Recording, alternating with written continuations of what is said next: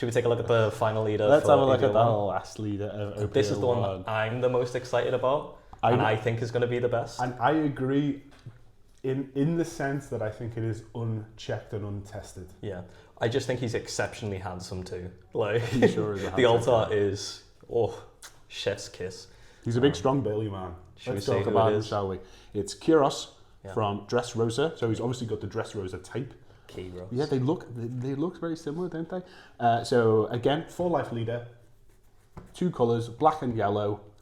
So black and yellow, probably the 2 strongest colours right now. Yes. 5k power, obviously, and his effect: activate main once per turn. You may turn the top cards of your life face up. So it's this face up life mechanic that we've seen with the starter deck 13.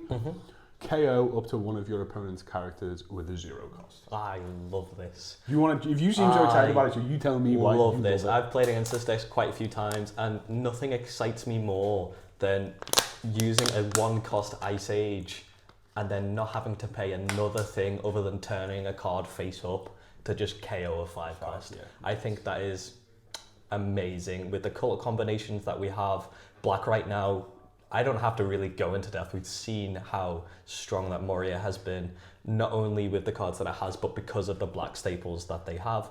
8-cost Gecko Moria is broken and can easily fit into this with the Helm Epos that we've seen, with the Rebecca Hinas potentially, where we're just removing things. And then the nice thing is, like, if you've played Sakazuki, for example, you can be in an awkward situation sometimes on the 8-Don turn where you don't have a way to reduce and remove.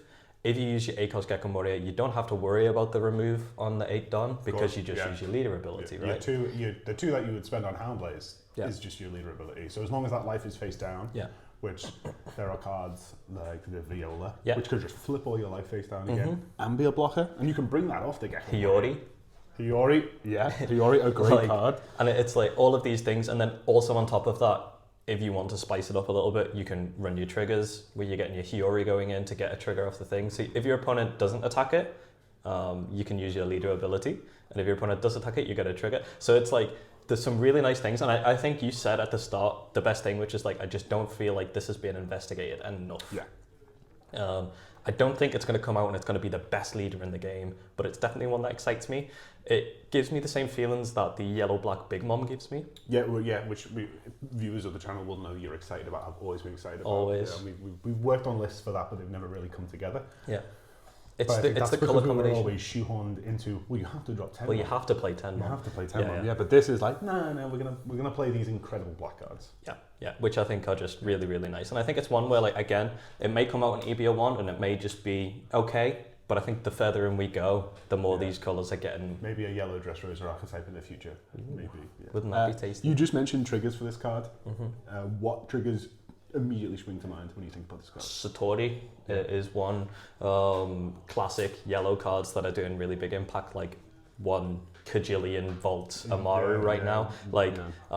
Not only, which is really interesting with these events that allow you to gain a life when you damage them, because you're putting that card face down, you'll also be activating your leader effect again. Yeah, resetting. So if your opponent plays a blocker that can be KO'd, like a Rebecca, they effectively just gave you not only a way to survive through the game, but a way to deal with their board if you're going for game yourself, which I think is really exciting.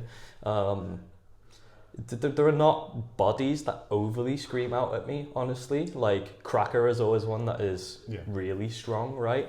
Another one that could be interesting could be like Smoothie, because you could self-damage with Smoothie to get rid of the top life. Yeah. So then you could activate your leader effect again to be able to go off. But these are all, again, just spitballing. Interested you've not mentioned Okiku. Is that just because she's obvious, or is that because you actually don't think it works in it? I just don't think, like, we're going into an awkward meta where, like, it's a really good card, but I think it's a really good card in specific decks. Yeah. And I think to be able to run Okiku, you have to have the either exceptional aggression that we've seen in, like, the yellow-green Yamato, where getting a 4/6 from life is really impactful. Or even like Katakuri, when you're swinging 7 in return. Yeah. But also the healing element that Katakuri has. You don't really mind if you don't have that much counter in hand. And again, this is what I always worry about with 4-life leaders, is running these brick cards and just being stuck with a handful of them and not a way to get out of it, especially with the color combination, because black has a lot of no counter cards and so does yellow. True. And The cards that difficulty you is play as they're well, all the good. Ice Age, the Moria, Yeah. the Hina. Yeah. So I do think that's something that it could struggle with, which is low counter, because you're running all of these cards that are comboing with your leader, but at the end of the day, you could get Unga Bunga. You don't have the rotation that Sakazuki leader has that runs all of the similar bricks that we would want to run with Kyros, but you don't have a way to get rid of them and draw and try and dig for counter. Just before we move away from that, would you be wanting this similar to how we have imagined Black Yellow Big Mom in the past? Is this more of a starve strategy?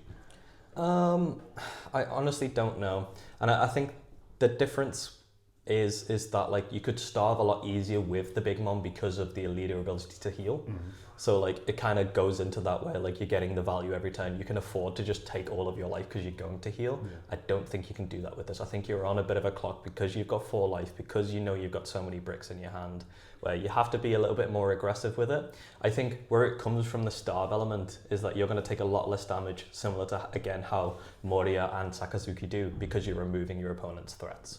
So a lot of the time you're just going to be taking either your opponent's leader or one additional character, but other than that, you're going to be doing a lot of removal, which is tasty. Fab, yeah.